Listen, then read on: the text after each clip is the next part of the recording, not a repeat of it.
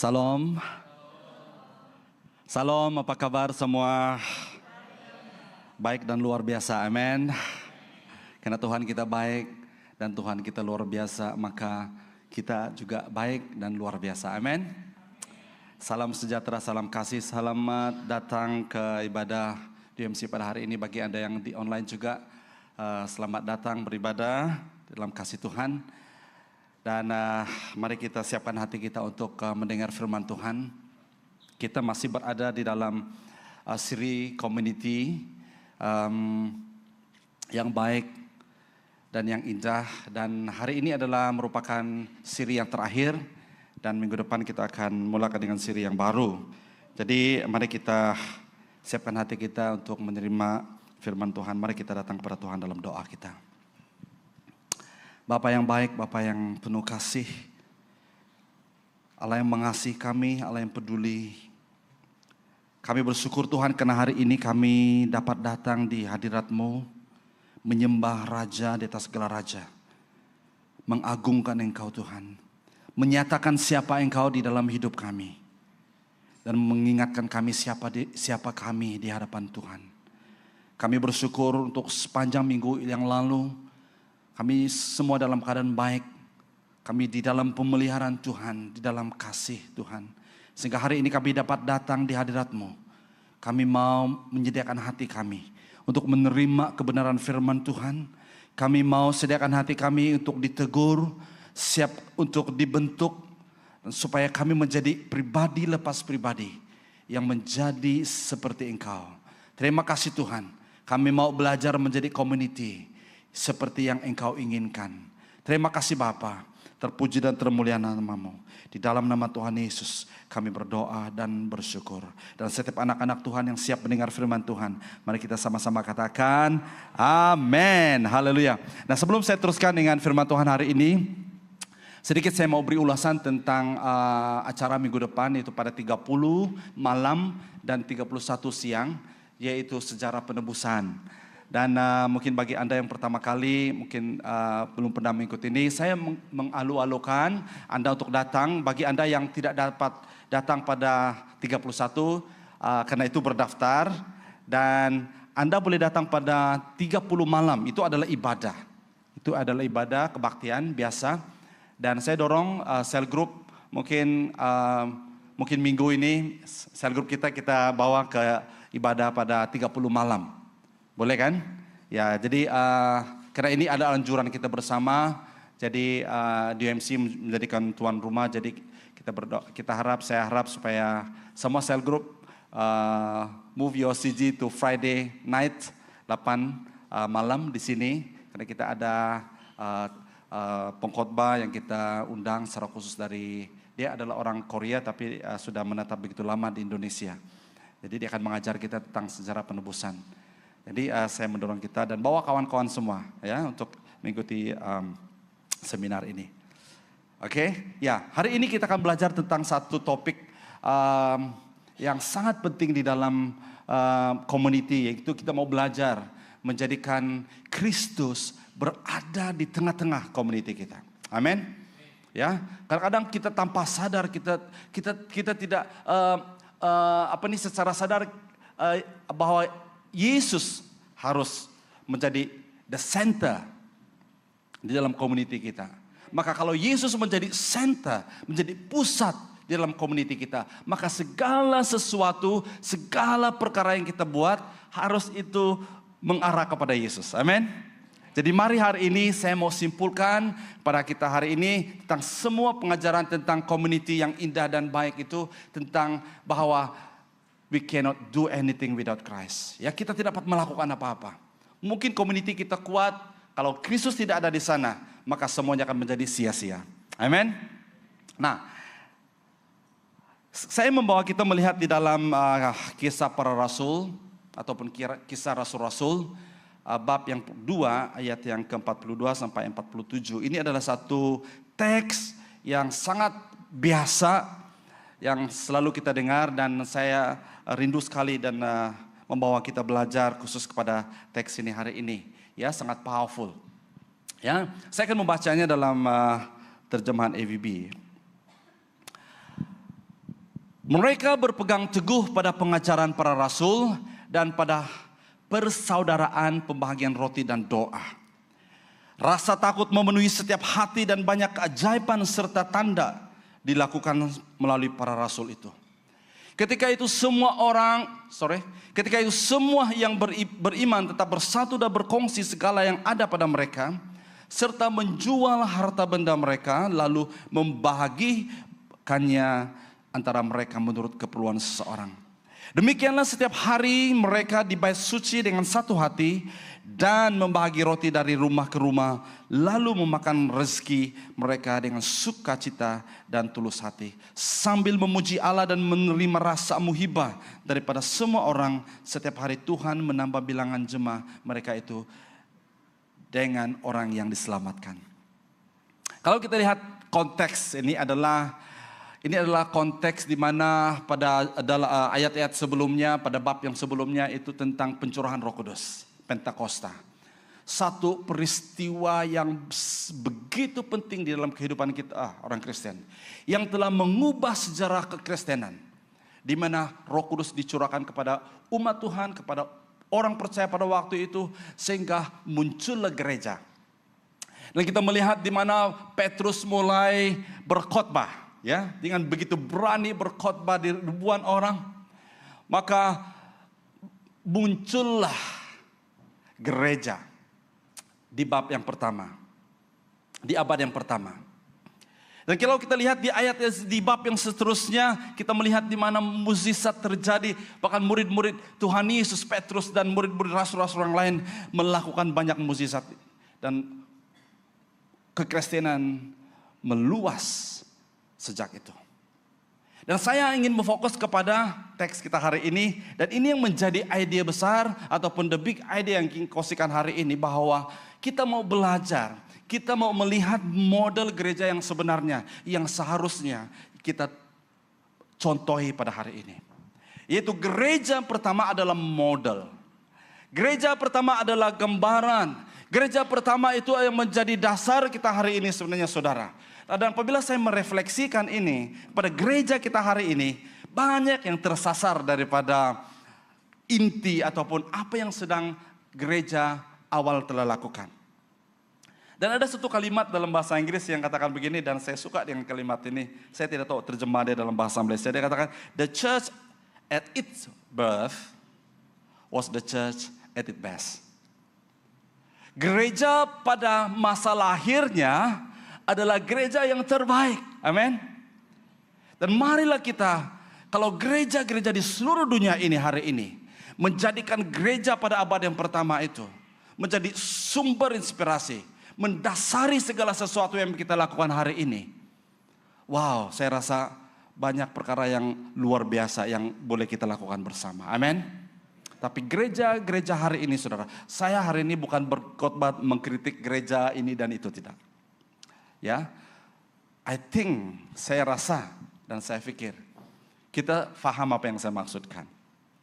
Nah, hari ini saudara, untuk wrap up ataupun buat conclusion tentang kehidupan kita yang bergereja, karena apabila saya menggunakan perkataan community, I'm referring to the church. Ya, karena gereja itu adalah community dan community itu adalah gereja. Amin. Dan apabila saya berbicara tentang gereja, itu bukan berbicara tentang gedungnya ataupun kita yang di sini saja. Itu berbicara tentang community at large. Ingat, Yesus pernah berkata bahwa ada kawanan domba yang di luar sana, dan dia menganggap itu adalah kawanan dombanya yang belum lagi masuk ke dalam kawanan. Amin. Jadi orang yang belum mengenal Tuhan Yesus itu adalah juga community. Yang itulah tujuan mengapa gereja itu wujud, supaya kita menjadi community kepada community yang ada di luar sana. Are you with me? So, mari kita belajar, kita kembali kepada dasar firman Tuhan tentang gereja, model gereja yang Tuhan Yesus telah wujudkan. Dan sebenarnya saudara dan saudari, kita semua paham bahwa Tuhan Yesus datang ke dunia ini, dia mati dan dia bangkit. Dia tidak pernah mendirikan gereja ataupun institusi gereja seperti yang kita hari ini. Amin. Tapi apa yang menjadi hatinya Tuhan? Dia katakan waktu Petrus menyebut Siapa Yesus? Petrus berkata, "You are Mesias." Yesus berpaling kepada Petrus, dia berkata, "On this rock, I will build my ecclesia. I will build my church." Pada pengistiharan, pada penyataan iman Petrus tentang gereja. Dan saya sangat percaya saudara dan saudari, kalau kita bertanya, Pastor, apakah kalau kita simpulkan, apakah yang menjadi esensi, apa yang akan menjadi the most important di dalam gereja? Kamu mau tahu? It's not about gereja itu ada musik di depannya, ada membernya. Ya, ada kursi, ada bangunannya. No. That is not the most important thing about the church.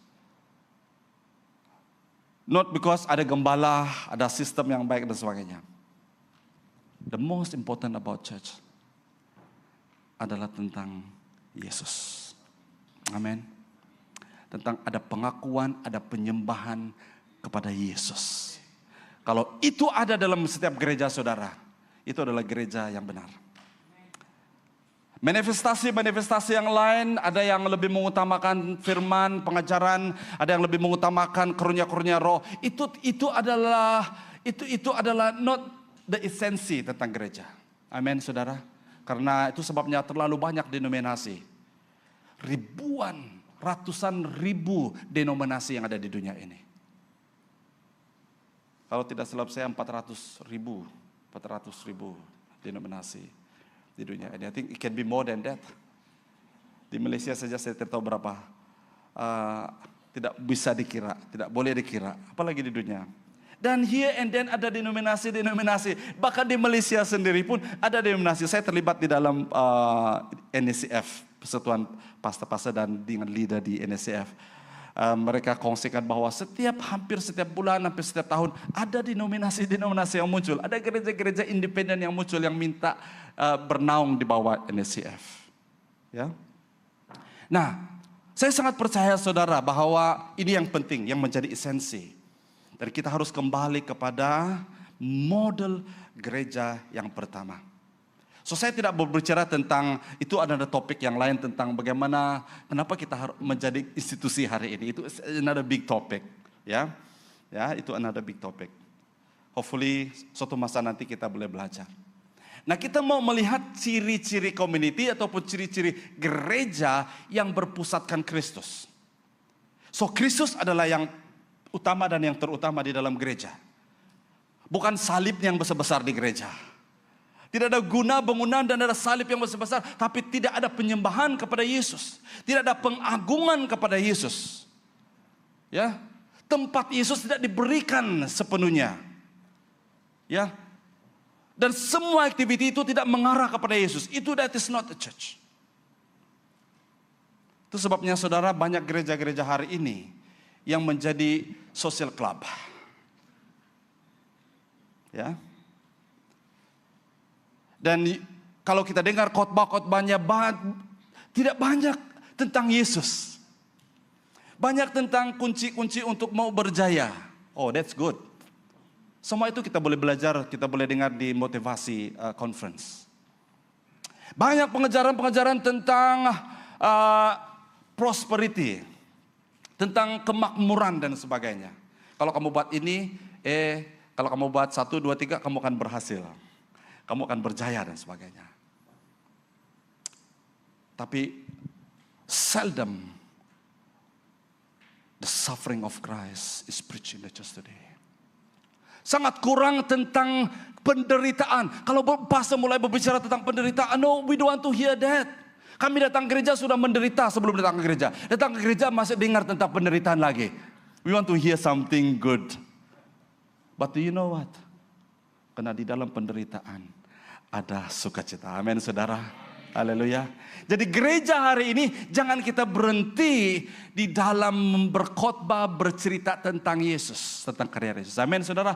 Bahkan itu semua direfleksi di dalam penyembahan kita, pemilihan lagu-lagu dan sebagainya. Kita menceritakan tentang siapa Yesus yang kita sembah.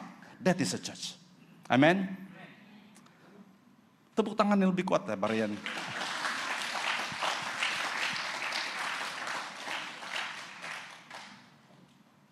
Kalau saya suatu hari nanti saya datang di depan ini, saya sudah ketanduk, saya tidak ada idea lagi apa mau khotbah.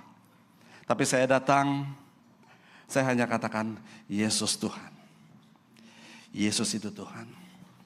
Yesus itu Raja. Yesus itu baik. Yesus itu luar biasa. Yesus itu teman sejati kita. Yesus tidak pernah meninggalkan kita. Semua tentang Yesus, it is a good preaching. Amen. Mungkin suatu hari nanti saya sudah tidak ada idea. Semua cerita saya, semua joke saya, semua kamu tahu sudah. Tapi if I'm still standing here and talking about Jesus, it is a good preaching. Amen. Haleluya. Kadang-kadang kita hanya mau mendengar orang yang pandai buat lawakan. Ya, but when we come back, apabila kita keluar balik, we don't really remember anything. Kita mungkin tidak dengar apa-apa, kan? Because we don't preach Christ. Itu yang kurang hari ini di gereja-gereja. Amin, saudara. We make people laugh. We make people cry sama. Bukan cry kena apa sedih, karena terbahak-bahak ketawa. Kalau saya ketawa terbahak-bahak, keluar air mata saya. Saya tidak tahu kamu, Brian. Kalau ketawa keluar air mata juga kan? Minta maaf lah, saya bukan pastor yang pandai buat lucu-lucu, boleh buat domestik di sini, lari sini. But I want to commit myself for the rest of my life to preach about Jesus. Hallelujah. To preach about Jesus and Him alone. Karena that is the answer for us. And that is the answer for the world today. Amin, saudara. Haleluya. Nah, ciri-ciri community yang berpusatkan Kristus. Ketaatan. Katakan bersama saya, ketaatan. Ada yang dikatakan dalam teks ini dia katakan a devoted community. Community yang taat. Community yang setia kepada Tuhan. No matter what happen, apapun yang terjadi dalam kehidupan mereka, mereka tetap taat dan setia kepada Tuhan. Dalam ayat ini yang dikatakan dalam ayat yang ke-42, mereka berpegang teguh pada apa? Pengejaran para rasul. Nah, waktu itu saudara, inti dari pengejaran rasul adalah ini. Mereka berbicara nothing else, nothing more, but it's about Jesus Christ. It is about the Messiah. Mereka berbicara tentang Messiah. Karena mereka sudah melihat Yesus. Mereka sudah mengalami Yesus dalam kehidupan mereka. Dan bagaimana mungkin gereja hari ini dapat berbicara tentang Yesus kalau gereja itu, kalau pastor itu, kalau hamba Tuhan itu, kalau jemaat dan pemimpinnya tidak mengalami Yesus dalam kehidupan mereka. Then you are preaching about something else. Tapi kalau Anda mengalami Yesus dalam kehidupanmu, saudara, bukan saja yang spectacular experience ataupun hal-hal yang dramatik. Ya, hampir-hampir mati, sudah mati dibangkitkan kembali. I don't have that kind of story. But small little thing yang terjadi dalam kehidupan kita, saudara. Baru-baru ini, saudara, is a small thing, but I think it's a big thing for somebody. Di dalam, kamu tahu di jalan SS2 sana menuju ke rumah saya, as you go down, it's a narrow road. Itu adalah jalan yang sempit, cukup 2 kereta saja. Kalau yang pegang motorsikal, kalau kau tidak pandai, mungkin boleh tergeser. Karena very narrow. I was coming back, and my son was with me in the car. Saya balik dari sekolah, mengambil dari sekolah tengah hari.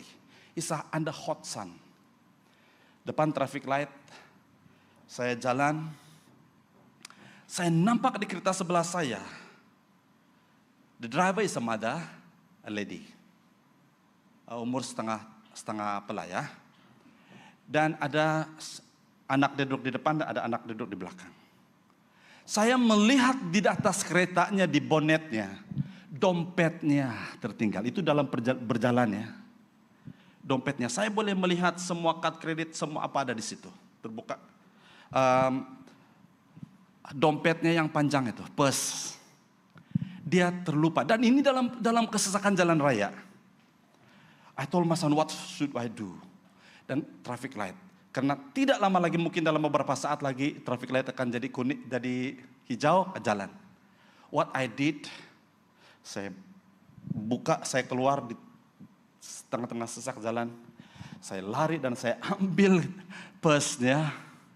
Dan saya pergi saya ketuk deh. Dia terkejut, dia nampak dia seperti takut mungkin ada orang yang ingin mau rompak dia.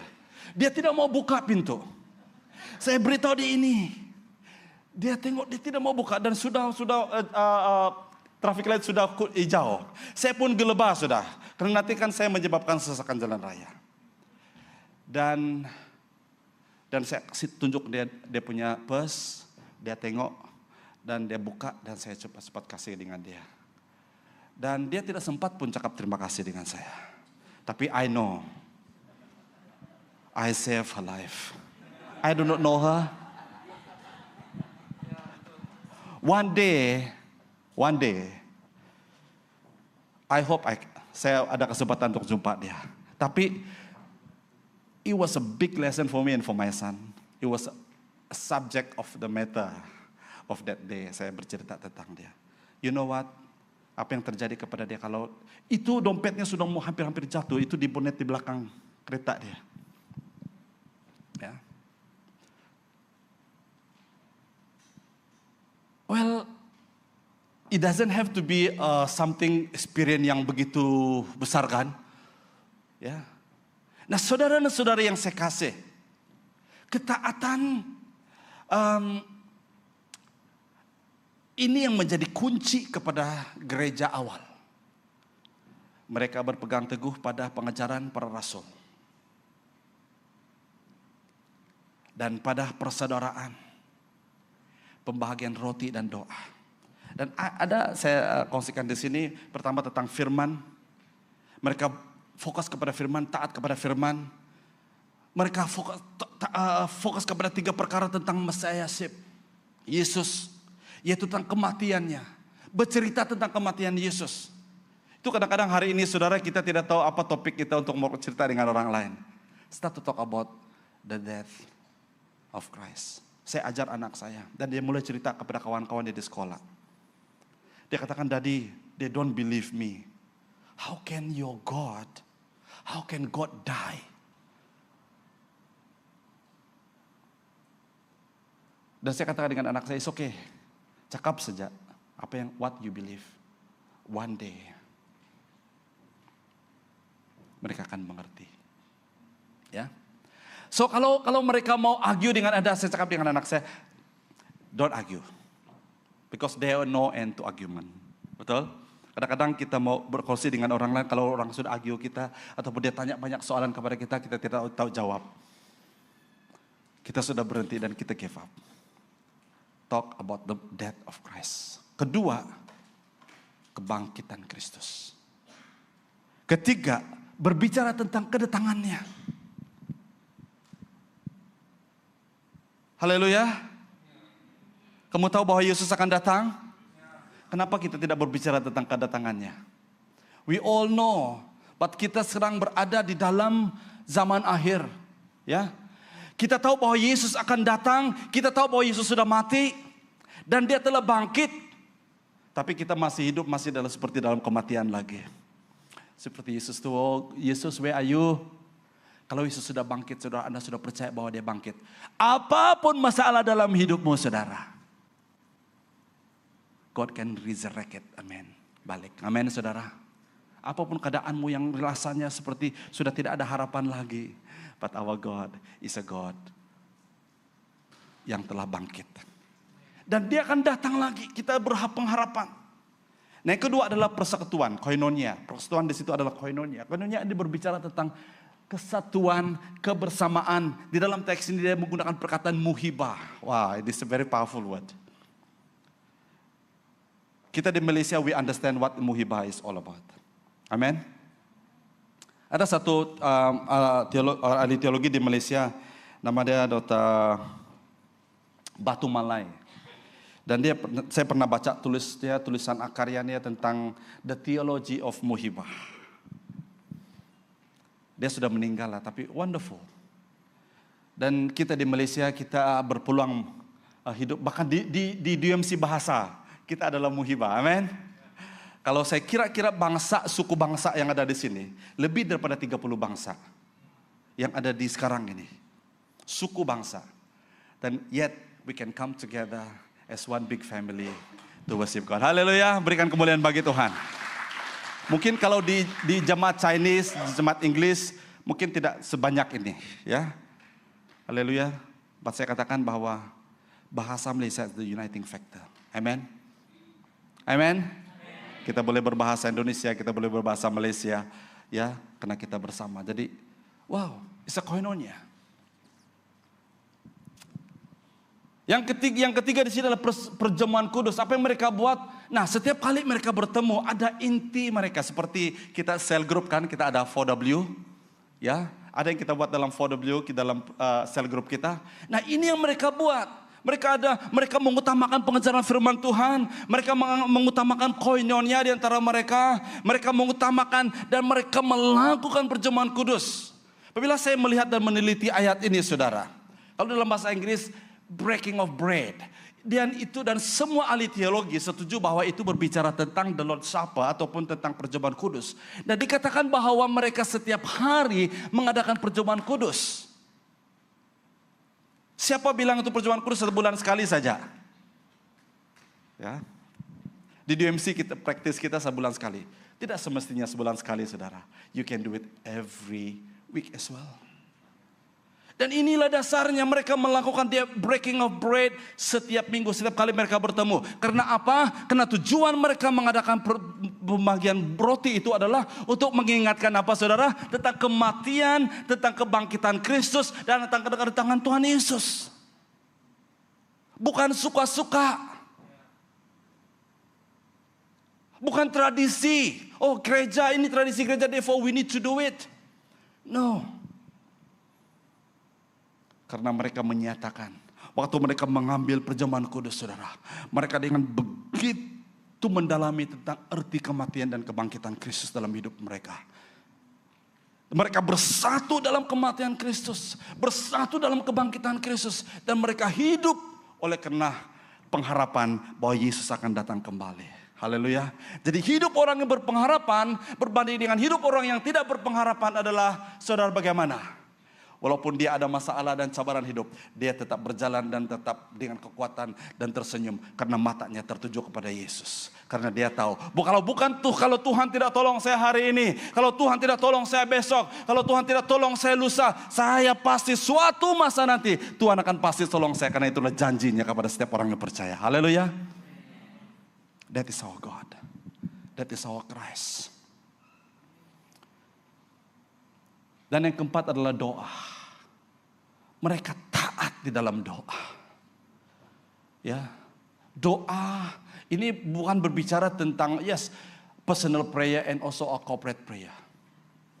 Ini penting, saudara. Ya, doa ini juga bukan berbicara tentang how many hours do you pray. If you have that hours to pray, saudara, praise the Lord.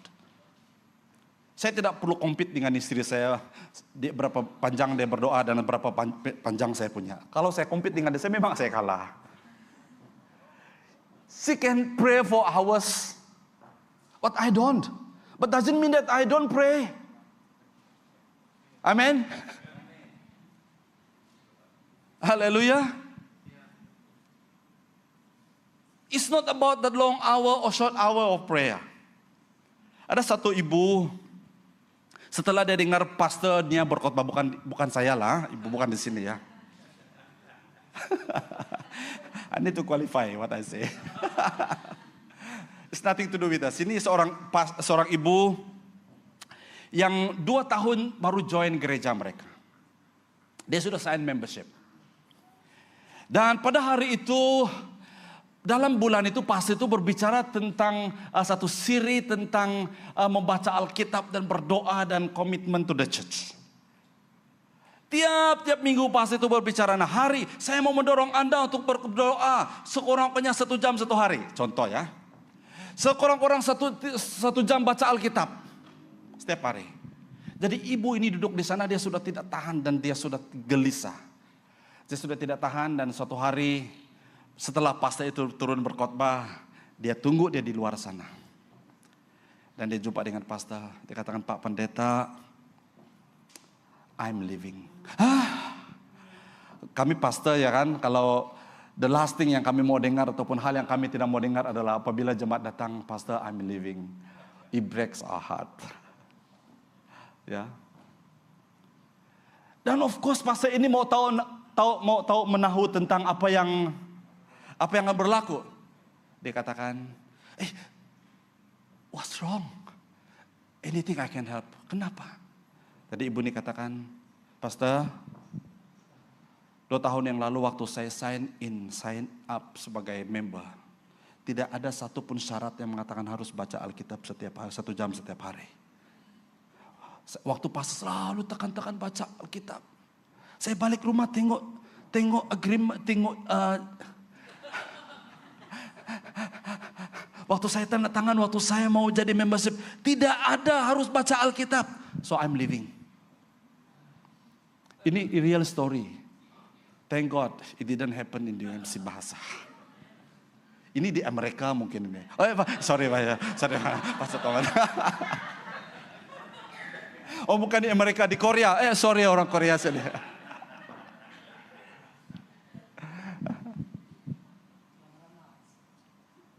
Saudara, saya percaya tidak perlu lagi pastor di sini teriak-teriak berliur, berbuih-buih mulut itu.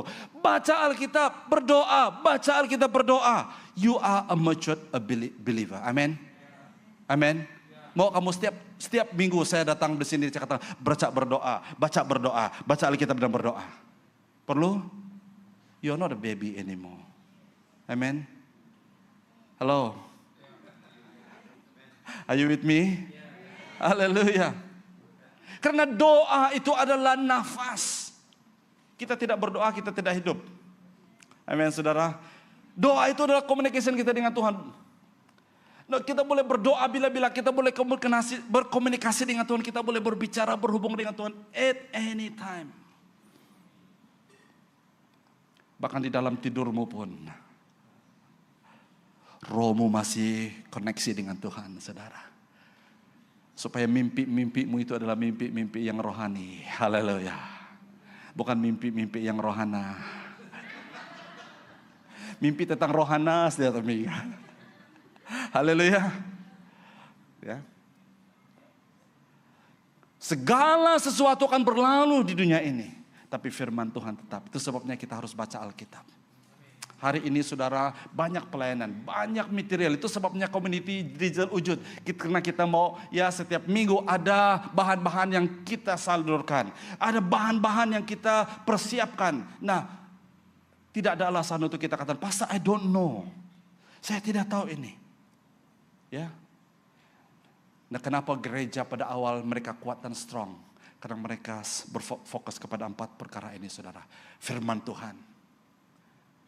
Non-negotiable hal yang harus kita buat. Bersekutu. Jangan katakan, Pastor saya di rumah saya boleh baca Alkitab sendiri kan Pastor. Di rumah pun saya boleh berdoa sendiri. Saya boleh ikut, ada alasan lagi, saya boleh ikut online. Yes. Tapi firman Tuhan berkata, jangan menghindari persekutuan ibadah. Amin. Saya sangat percaya pengalaman kita. Ya. To be honest with you, when I sit there and ada perkhotbah yang lain berkhotbah seperti Pak Tama yang lain, ya kan? Saya enjoy, saudara. Saya merasakan saya mau melayani, saya mau dilayani, saya mau mendengar firman Tuhan. I know what it feels. Apabila kita menjadi jemaat dan apabila kita berdoa bersama, apabila kita berdoa sendirian. You can see the energy kan? Bila kita berdoa bersama, menyembah Tuhan bersama saudara. Berbeza kalau kita sendiri-sendirian. Itu sebabnya persekutuan, jangan hindari persekutuan. Therefore I encourage you. Datang ke gereja. Datang ke gereja itu saudara bukan karena I feel like going today. Kalau kita kalau kita mendasarkan kita datang ke gereja karena kita feel, karena kita perasaan kita ataupun emosi kita hari ini baik, maka kita datang ke gereja, you are in a big trouble. Because the world will always make your emotion like this. Saudara dan saudara yang saya kasih, regardless apapun yang terjadi, we like it or not, we don't like it, hujan, ribut, badai, apapun, kita tetap mau datang ke gereja, kita mau tetap menyembah. Bukan karena pastor saya hadir hari ini pastor. Bukan karena kita mau mendapat kehadiran kamu, saudara. Tidak. Karena there is a longing. Ada satu kerinduan dalam hati kita. Saya mau menyembah Tuhan. I don't care who's going to lead worship today. I don't care who's going to preach today. Karena kita tahu nilai dan value yang kita dapat di dalam kita menyembah Tuhan. I do not know about you, saudara. Kami pastor ini kadang-kadang tidak ada privilege. Karena setiap hari Minggu harus duduk di depan. Kadang-kadang I feel good when I seated at the back. Bukan karena saya mau tengok orang, wah siapa berdoa, siapa angkat tangan. Hari ini Robert angkat tangan begini saja, kurang iman hari ini. Saya hari ini melihat, wah Roger angkat tangan dulu tinggi, oh dia betul-betul diberkati Tuhan hari ini. No, that's not what it means. Saya percaya Anda juga seperti itu kan. Anda memilih untuk di mana Anda berada, bukan karena untuk tengok, wah siapa pakai lipstik paling cantik hari ini.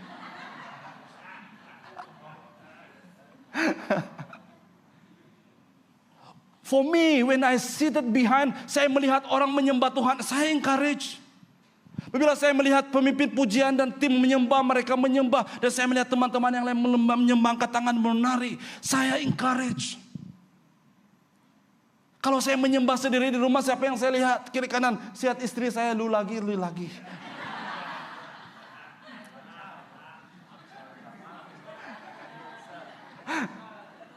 But when we worship together, something happen. Amen. Kadang-kadang we don't feel like it's a real feeling, you know. Kadang-kadang kita sedih. Siapa tadi sedih sebelum datang ke gereja, jangan angkat tangan. It's a real feeling, I know. You think that kalau saya khotbah semua feeling bagus? Kadang-kadang ada feeling yang tidak bagus. I don't feel like, I just wish that ada orang lain yang khotbah hari ini. Right? But I know when I step into the presence of God, I step into the community of people worship, I know there's something yang di luar daripada kemampuan saya, saudara. When I see all the dancers dancing joyfully, mereka menyembah Tuhan, mereka memuji Tuhan, I'm encouraged. Are you encouraged? Amin. Haleluya, saudara. Nah, itu sebabnya persekutuan itu sangat penting. Nah, perjamuan kudus itu penting. Karena we are declaring something. Karena kita mau mengambil bahagian. Itu adalah tindakan iman, saudara. Saya mau mengambil bahagian dalam perjamuan suci. Walaupun ini roti dan minuman ini. Saya ambil dengan iman. Saya percaya. Saya bersatu di dalam kematian kebangkitan Kristus. Saya mau mengalami. Dan waktu kita mengambil bahagian. Tuh, saya dalam masalah hari ini. Saya apapun masalah saya berdoa dalam nama Tuhan Yesus. Kesatuan saya di dalam kematian kebangkitan Kristus ini akan mengubah, akan membawa kemenangan dalam kehidupan saya. When you do that, corporately together, I believe something supernatural, something yang akan begitu luar biasa akan terjadi dalam kehidupan kita. Amin, saudara. Haleluya. Nah, ada seorang pribadi ini mungkin kamu kenal ini, penyanyi Israel Houghton, ya. Satu hari seorang wanita yang hamil 8 bulan. Dan 1 bulan lagi dia harus melahirkan. Tiba-tiba boyfriend dia yang menyebabkan dia mengandung, katakan dia tinggalkan dia dan dia menolak dia dan katakan, you do whatever you want to do with the baby. I don't want to be responsible anymore. Hancur hati wanita ini. Remuk. Dan dia sudah buat tekad, I'm going to abort this. Saya akan gugurkan baby ini. Dan dia sedang menuju ke klinik abortion. Dalam perjalanan dia bertemu seorang ibu lagi. Dan ibu ini melihat anak muda ini yang seret mengandung ini. Begitu dari raut wajahnya dia kecewa dan sedih. Dan ibu ini mendekati dia. Nah, saya melihat kamu sedih. Untuk pendekkan cerita, dia katakan, everything will be alright. Dia berikan kata-kata dorongan. Dia berikan kata-kata yang membangkitkan semangat anak muda ini. Tanpa dia mengetahui tujuan dia ingin menggugurkan anak ini. Dengan kata-kata yang sederhana, membuat anak perempuan ini yang ingin menggugurkan anaknya, dia tidak jadi menggugurkan. Dia duduk di satu sudut dan dia mulai berpikir, dia mulai mengingatkan kata-kata ibu tadi, a stranger. Yang memberikan dorongan kepada dia. It's okay. Jesus loves you. It's okay. Everything will be alright. When you press on, apabila kamu bertahan, ya, everything will be alright. Dan akhirnya saudara, ibu ini tidak jadi menggugurkan anaknya, maka lahirlah Israel Houston. Yang menjadi banyak berkat kan? Menjadi produser, menjadi singer. Saudara-saudara yang saya kasih dalam nama Tuhan Yesus Kristus, perkataan kita mengandung kuasa. Perkataan kita mengandungi kuasa yang baik, yang positif dan negatif. Dalam Amsal mengatakan, dalam Amsal 16:24 berkata, perkataan yang menyenangkan itu seperti apa? Honeycomb. Seperti apa? Seperti sarang madu. Sarang madu yang menjadi sumber kepada honey, yang menjadi sumber kepada madu. Dan katakan manis bagi hati dan obat bagi apa? Sumsum, bagi tulang kita. Amin saudara. Kata-kata. Nah, sebagai berkomuniti saudara, there is always an opportunity. Ada peluang kita untuk menjadi berkat. Jadi hari ini saya mendorong kita waktu kita keluar nanti, when you meet somebody, greet somebody, bagikan kata-kata dorongan. If not, just pray for. Amin. Karena kata-katamu hari ini saudara, itu mungkin perkataan yang dia perlukan untuk dengar hari itu. Kalau mungkin ibu kepada Israel Houston ini tidak mendengar kata-kata dorongan, you don't have to be too spiritual ya. Oh Alkitab berkata, if you have that word please do that. But mungkin tap on the, hey come on, let's move on. It's okay. Lihat kepada Yesus. Ya, itu sudah cukup. Marilah kita menjadi community yang seperti itu saudara. Amin. Oleh karena waktu dan masa, baru first point saya. Karena saya buat kesimpulan hari ini agak panjang sedikit ya. It's okay ya. Yang kedua adalah community yang memiliki wibawa rohani. Community, a powerful community. Kita menjadi community yang powerful. Do you know that? We are powerful community, you know. Amen. Tidak yakin? Dia katakan di atas batu ini akan kundirikan jemaatku dan kuasa Allah mau tidak berkuasa di atasnya. Apa yang kita ikat di bumi ini akan terikat di surga. Apa yang kita lepaskan di bumi ini akan terlepas di surga. It's about authority, spiritual authority yang Tuhan berikan kepada kita. 2-3 minggu lalu saya berbicara tentang bahwa Tuhan telah mempercayakan pelayanan rekonsiliasi itu bukan kepada organisasi yang terbesar, yang terkuat di dunia ini, tetapi kepada gerejanya. Haleluya saudara. Kita lah, we know the language and the vocabulary of reconciliation. Not the world out there. We do. Kita, karena Tuhan mempercayakan ministry perdamaian itu hanya kepada gereja. Jadi marilah kita menjadi pendamai. Bukan kita yang menjadi batu api. Jangan jadi batu api ya. Buat orang bergaduh. Tapi marilah kita menjadi orang yang. Kisah Para Rasul ayat 2:43 berkata, rasa takut memenuhi setiap hati dan banyak keajaiban serta tanda dilakukan melalui para rasul. Karena mereka tahu bahwa mereka adalah community yang powerful. Mereka memiliki wibawa rohani yang luar biasa.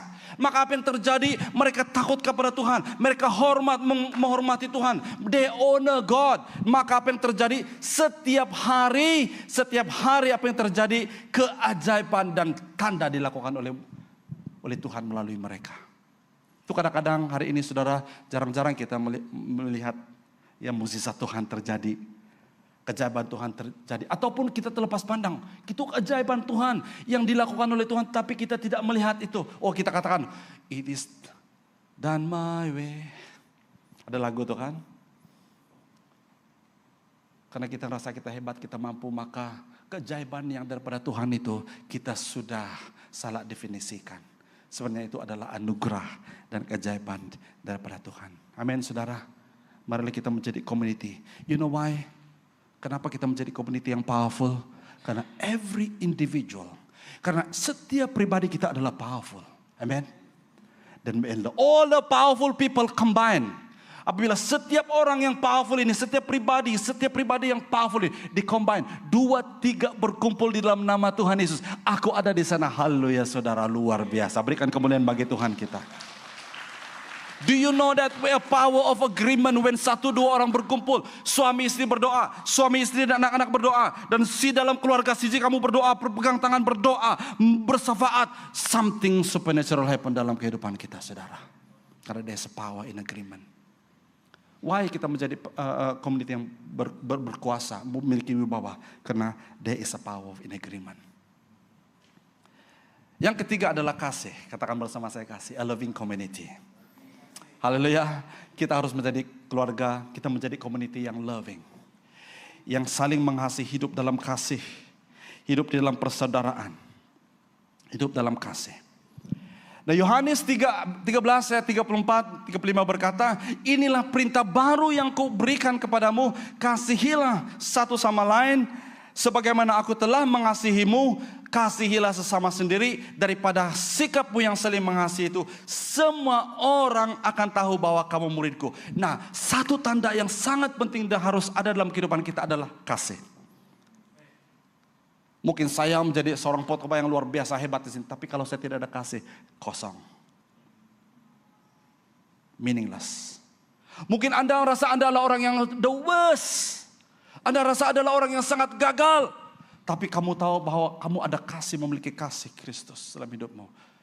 God is look at you. You are my faithful servant. Saudara dan saudara yang saya kasih dalam nama Tuhan Yesus Kristus.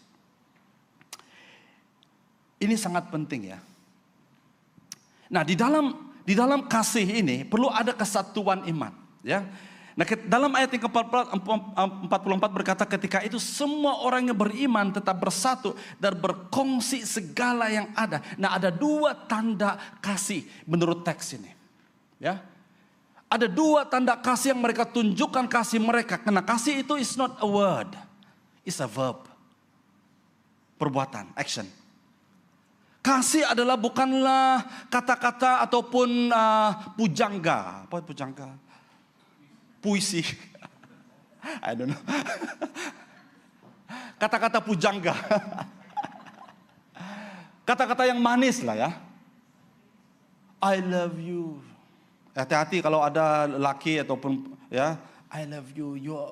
You are my everything to me. Hati-hati. Ya. Love is blind. But marriage is eye opener.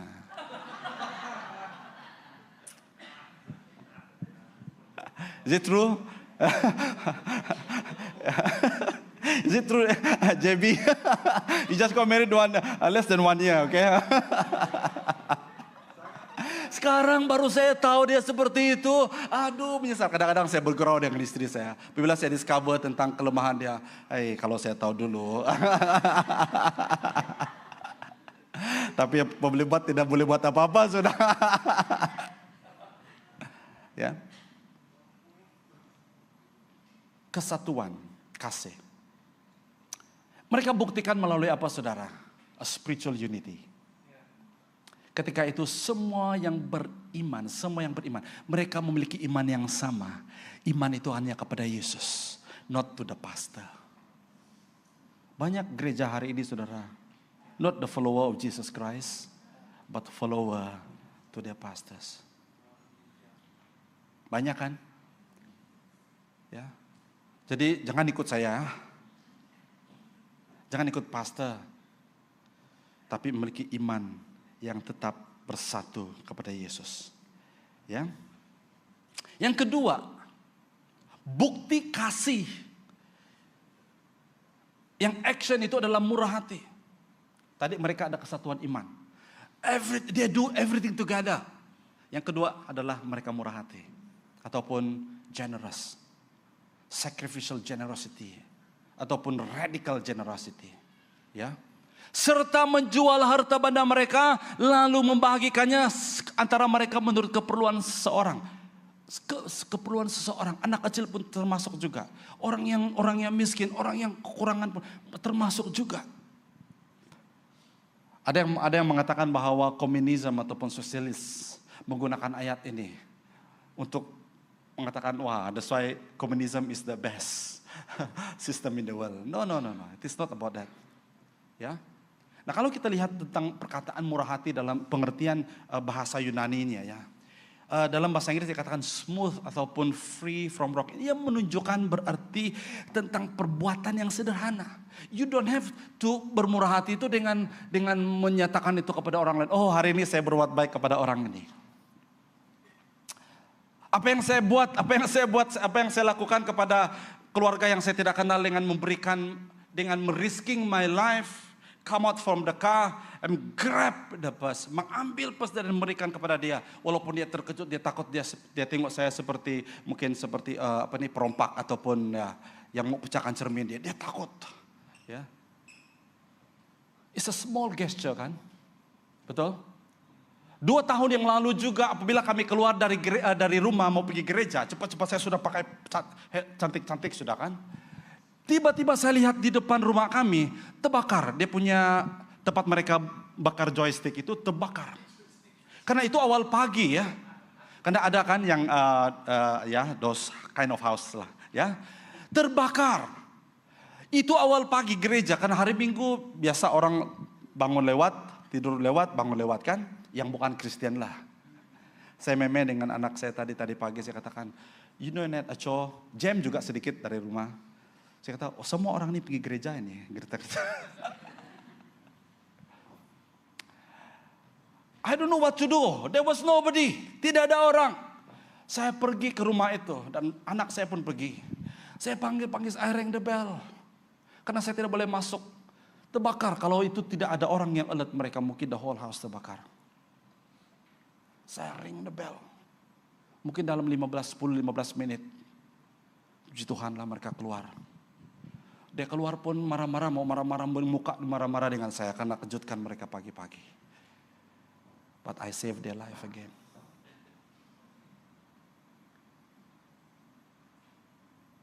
Nah, you don't have to be a big thing, small little thing yang kamu bantu orang.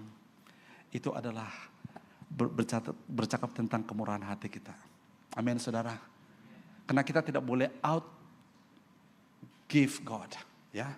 Itu berbicara tentang sesuatu yang tulus dan ikhlas, dan itu selalunya bersifat pribadi, ya. Nah, saudara-saudara yang saya kasih, sebelum kita pergi kepada poin yang seterusnya, saya ada satu cerita, saya ada masalah lagi ya. Ada seorang pribadi yang bernama Brian Warner. Brian Warner adalah seorang penyanyi yang sangat terkenal. Bahkan hari ini dia sangat terkenal. Dia adalah black metal music ataupun singer.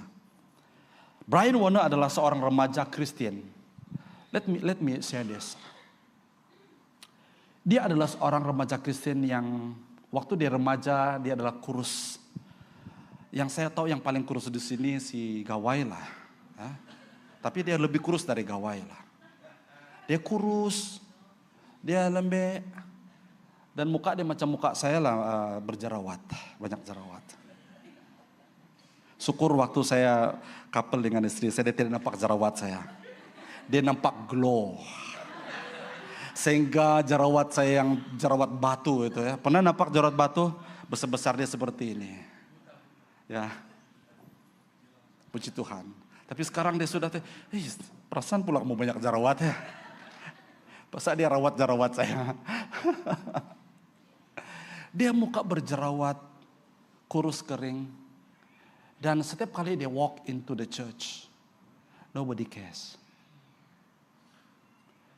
Dan dia selalu terpinggir dan muda-mudi yang lain tidak peduli dengan dia. Dan suatu waktu ada satu acara khusus. Dan Brian Warner ini dia pergi dan dia menghadiri acara itu dan Dan acara itu diadakan di sebuah taman. Refreshment itu diadakan di sebuah taman yang besar. Dan Brian datang sendirian dan dia memang merasa kesunyian karena tidak ada orang. There was so many people, ada young people, dan dia merasakan bahwa seperti dia tidak wujud. Orang membuat dia seperti tidak wujud di kalangan mereka. It's a real story by the way. Nanti kamu research lah tentang Brian Warner. Apa yang terjadi? Tiba-tiba dia hilang dari gereja, tiba-tiba dia hilang dari community. Tiba-tiba satu waktu dia muncul. Dan dia menjadi begitu famous. Apa yang dia buat, Brian Warner, dia tukar nama dia. Brian kepada Marilyn. Marilyn karena sempena nama Marilyn yang membunuh diri. Jadi dia ambil nilai ataupun identiti Marilyn. Pembunuh diri. Dan dia tukar nama Warner kepada Manson, bukan Marson ya. Marson saya nama saya, Manson. Manson adalah seorang pembunuh upahan yang bertopeng. Jadi digabung dengan Marilyn dengan Manson, pembunuh diri yang bertopeng. Dan apa yang terjadi? Dia membuat satu band. Band itu menjadi terkenal, bahkan band dia, lagu-lagunya semua itu menentang Kristus. Bahkan ada satu albumnya yang dia sebut tentang arti Kristus. Dia sangat secara terang-terang dia menidakkan tentang ketuhanan Tuhan Yesus. When I read this story, itu mengingatkan dan saya mau kongsikan ini supaya kita tidak menjadi community yang seperti ini, menjadikan antikristus. Tapi kita harus menjadi community yang akan membuat everyone become a lover of Jesus Christ. Amin. Seperti lagu yang kita nyanyikan tadi. Kita harus menjadi community yang membuatkan when you leave the church, you become closer to God. Amin. Jangan kita menjadi community yang mengubah identitas seseorang itu menjadi penjahat, perompak, pembunuh. Tapi kita mau menjadi community yang akan mengubah orang yang tidak punya pengharapan kepada pengharapan di dalam Yesus. Kita akan menjadi community yang akan mengubah destiny seseorang kepada destiny yang Tuhan Yesus mau. Nah, saya mungkin poin yang seterusnya adalah penyembahan. Menjadi community yang menyembah. Saya tidak mau lebih panjang di sini. Can change the slide. The next one. Minggu lalu kita sudah belajar tentang community yang menyembah. A worshiping community. Ya. Kita mau menjadi community yang menyembah. Dalam ayat yang ke-46. Kisah Rasul-Rasul 2:46. Oh yes. Sana tidak sama, sini sama. Oke. Demikian setiap hari mereka di bait suci dengan satu hati dan membagi roti dari rumah ke rumah. Lalu memakan rezeki mereka dengan sukacita dan tulus hati sambil memuji Allah dan menerima rasa muhibat daripada semua orang. Setiap hari Tuhan menambah bilangan jemaah mereka itu dengan orang yang diselamatkan. Nah, ada beberapa hal tentang sebut dengan cepat di sini tentang ibadah. Ada 3 hal. Pertama adalah ibadah bersama. Katakan bersama saya, ibadah bersama. There is a value, there is a powerful apabila kita datang bersama-sama ya. Corporate worship itu sangat penting. Setiap hari, kalau kita lihat konteks ini, gereja yang awal mereka menyembah Tuhan setiap hari, bukan sendirian tapi bersama-sama. Setiap hari mereka berkumpul di mana? Di bait suci dengan satu hati. Everybody come together to worship God. Ya, itu pertama. Elemen ibadah yang kedua adalah ibadah dengan sukacita, a joyful worship. Apabila kita datang menyembah Tuhan, yes, tidak kira kita sudah disakiti, kita ditinggalkan girlfriend, kita ditinggalkan boyfriend, kita disakiti oleh suami, kita disakiti oleh istri, kita ditinggalkan apapun masalah kita, kesehatan dan sebagainya. When you come to worship God, kita harus menyembah dalam sukacita di hadapan Tuhan. Amin. Ya. Mereka apa mereka buat? Mereka dengan sukacita dan tulus hati. Mereka tulus di dalam Tuhan. Kadang-kadang if you feel like you want to cry, kalau kamu mau menangis waktu worship, it's okay. I can assure you kita tidak akan judge. Kalau ada orang judge, kamu panggil jumpa dengan pastor. Tadi pastor, saya menangis-nangis, ada orang judge saya. Brother Tama judge saya tadi. Jumpa saya. Kenapa kamu menangis-nangis? Kenapa kamu? Kalau kamu mau ketawa, waktu menyembah Tuhan tiba-tiba kamu merasa ada sukacita dalam hati kamu. Kamu mau ketawa. Silakan ketawa di hadapan Tuhan, saudara. Amin. We want to be a community yang tidak akan judge kamu. Ya. Kalau kamu melompat-lompat, lain betul si Brian hari ini, lain lompatan dia. Waktu menyembah Tuhan lain dia punya lompatan. We can assure you that nobody is going to judge us. Amin, saudara. Inilah tempat untuk kita freely express hati kita kepada Tuhan, saudara. Joyful worship God. Mereka yang sukacita dan tulus hati menyembah Tuhan. Dan elemen yang ketiga adalah ibadah yang benar. Ayat yang ke-47, sambil apa? Memuji Allah. Nah, fokus penyembahan mereka hanya kepada Allah. Bukan kepada diri mereka. Itu sebabnya mereka tidak takut di-judge, dihakimi. I don't care what you think about me. I want to worship my Lord. Tengok Daud waktu dia menyembah Tuhan. Bahkan waktu mereka membawa tabut perjanjian itu. Wah, apa yang dia buat? Kalau kita mengatakan dia telanjang. Saya tidak tahu telanjang bulat ataupun telanjang pakai serok dalam saja. Saya tidak tahulah. Ya. Tapi dia telanjang. Alkitab mengatakan dia telanjang. Dia menari-nari berpusing-pusing. Oh, orang berpikir ini raja. Jangan heran suatu hari nanti kamu lihat saya berpusing-pusing menari di sini. Pastor Edi. Tidak sanggup saya melihat Pastor Edi. Jangan main-main, saya pandai menari tahu. Kamu mau saya demo? Karena masa tidak cukup saya tidak mau lain kali. Dan yang terakhir, pertumbuhan yang terjadi. Nah, selalu kita mengutamakan pertumbuhan dulu. Growth, nambah. Oh ya. Ya, di MC kita selalu kan number ya. Tapi selalu kita ingatkan, bahkan kepemimpinan di eldership pun kita selalu ingatkan number is just a number. But that is not the main thing. Kalau kita lihat dalam konteks ini, pertumbuhan itu yang terakhir. That is the effect of it. Pertumbuhan adalah the byproduct.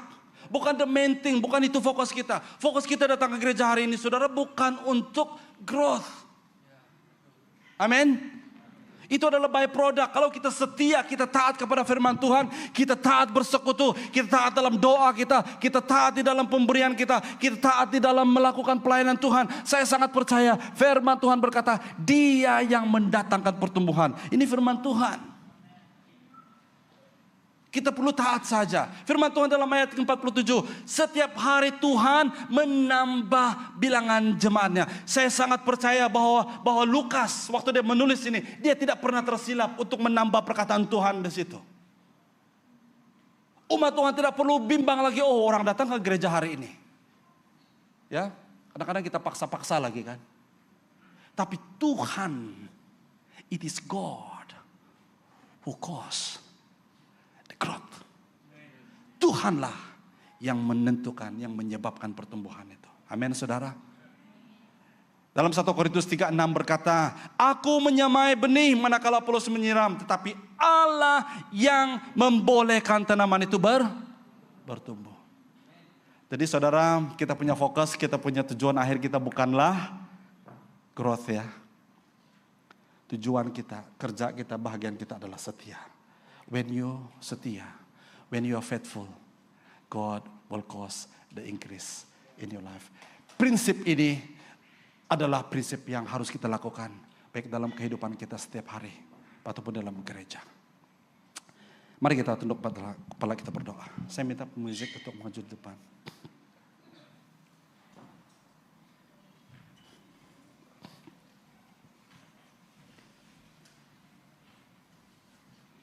Haleluya, thank you Lord. Terima kasih Tuhan untuk firman-Mu yang kami dengar hari ini. Kami belajar dan peringatkan tentang community ataupun gereja yang berpusatkan kepada Kristus. Yaitu community yang taat pada firman. Community yang memiliki wibawa rohani. Community yang mempraktikkan kasih Kristus. Dan community yang akan menyembah dalam roh dan kebenaran. Dan akhirnya Tuhan, Engkau akan menjadikan gerejamu bertumbuh dan berkembang. Engkau lah yang akan menambahkan jumlah. Terima kasih Tuhan untuk peringatan firman-Mu hari ini. Kami mau melihat kepada model gereja pertama. Dan biar ini menjadi dasar dan teladan bagi kami hari ini. Untuk kami hidup berkomuniti bersama dengan Engkau. Lagu mana yang terakhir?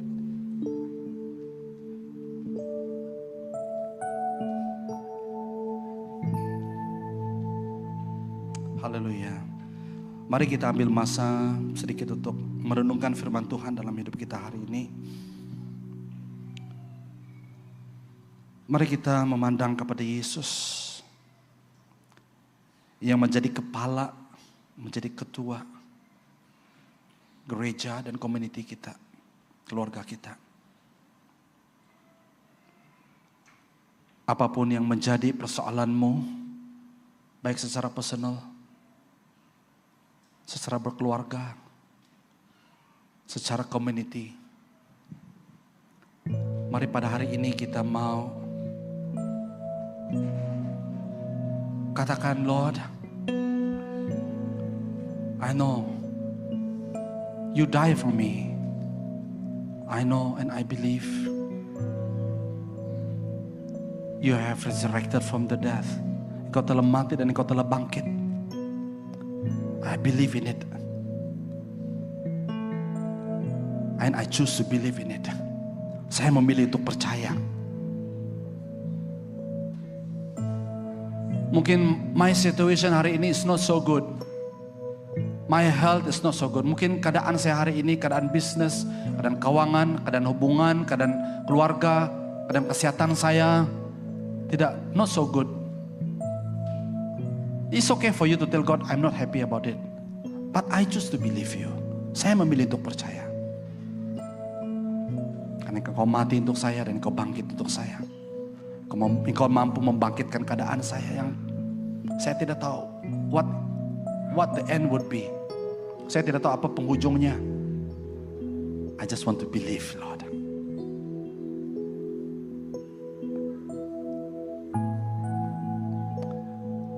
Saya berikan masa ini untuk Anda untuk berdoa secara personal dalam hatimu. If you are seated next to you, your wife or your spouse, your husband and wife, maybe you can just grab each other's hand and just pray together. Things that you want to believe. Things that apa yang kamu ingin mau alami dalam hidupmu. Or can you just hold each other's hands and just begin to pray for each other. Pray for yourself and pray for each other. Sementara kita nyanyikan lagu ini untuk menyatakan, mendeklarasikan iman kita bersama di dalam Tuhan. Thank you, Lord. We worship you, Jesus. Hallelujah. Kira Baba syukur. Percaya Allah Bapa, percaya Sang Putra, percaya Roh Kudus-Mu, Kau Allah Tritunggal. Ku percaya kebangkitan ada dalam kita. Ku percaya dalam nama Yesus. Ku percaya Allah Bapa. Yes, Lord, we believe in you, Lord. Kami percaya penuh padamu ya Tuhan. Engkau adalah Allah yang dapat mengubah segala sesuatu. Engkau adalah Allah yang dapat mengubah keadaan kami daripada tiada kepada ada.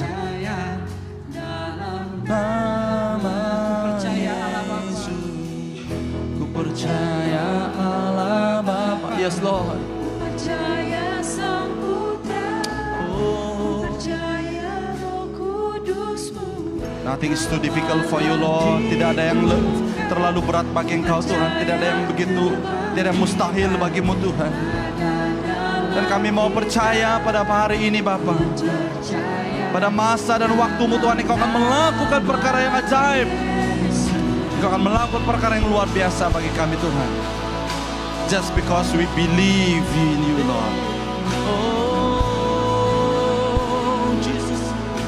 Yes Lord. Percaya Allah Bapa, mari saya mengundang kita bangkit berdiri bersama. Kita nyanyikan lagu ini bersama. Ku percaya Roh Kudus-Mu, Kau Allah Tritunggal. Ku percaya kebangkitan ada dalam Kita percaya dalam nama Yesus. Ku percaya Allah Bapa, ku percaya Sang Putra, yes Lord. percaya Roh Kudus-Mu, Kau Allah Tritunggal. Ku percaya kebangkitan ada dalam kita. Ku percaya dalam nama Yesus. Oh,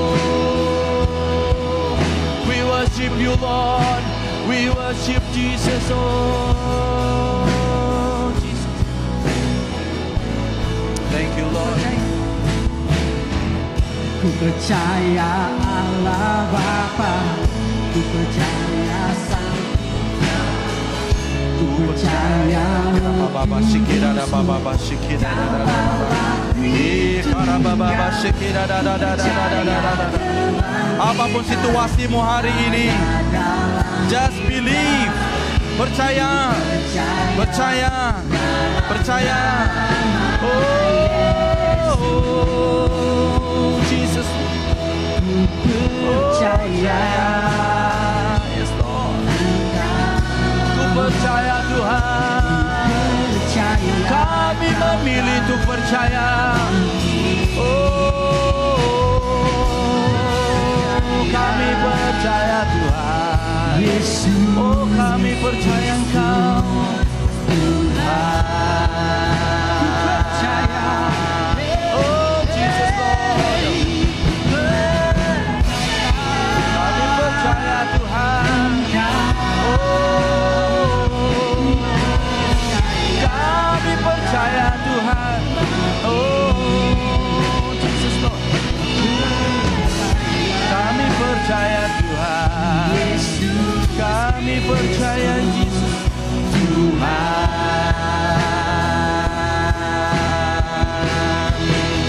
Lord.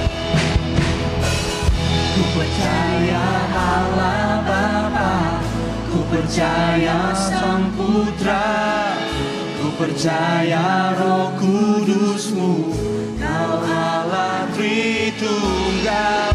Percaya kebangkitan Amen. dalam kita. Yes Lord. Percaya Dalam nama Yesus. Yes. Ku percaya Allah Bapa, ku percaya Sang Putra, ku percaya Roh Kudus-Mu, Kau Allah Tritunggal. Ku percaya kebangkitan ada dalam kita. Ku percaya Allah dalam nama Yesus. Ku percaya dalam nama Yesus.